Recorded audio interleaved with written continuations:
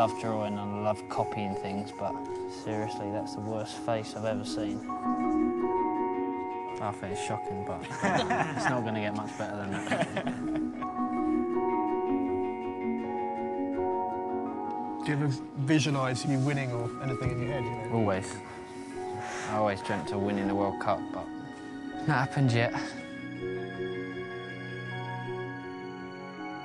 Still look back to '98. After the red card that I got against Argentina, what went on in my life and in my family's life after that, I think was very tough. It was probably the toughest moment in my career. I was having death threats. I never felt safe for 3.5 years. People used to turn around and they're saying that you've let your country down and you've let your family down, so how does that feel? I don't think I'd ever felt as alone as that as a person and as a footballer. It can knock a person down so much that they just go under. Outside pubs in London there was effigies hung of me, and this was on the front of the newspaper. It's just something that sticks in my mind from that time. I'm trying to think what was said about me at the time.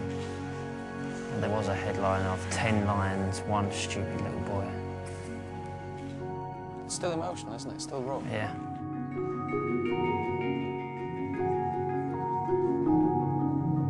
This is a saying that I use all the time, and it's true. It is a round world. '98 was just before the World Cup. I was at the top, and then after the World Cup I was at the bottom. And then you work yourself back up. The upside for me was the Greece game.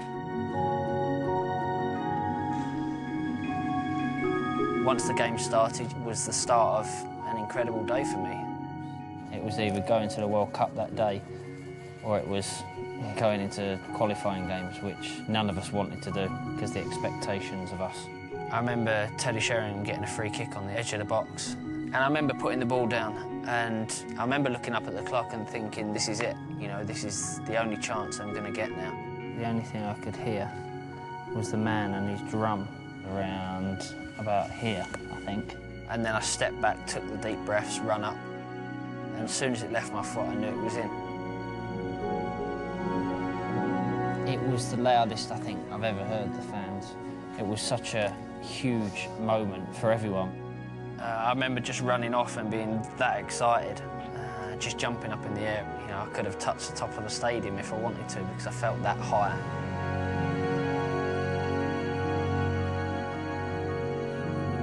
Right, the whole canvas is the idea of the goal. There's the ball in the corner.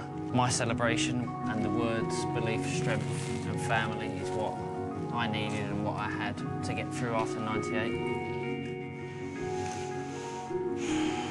Finishes it off.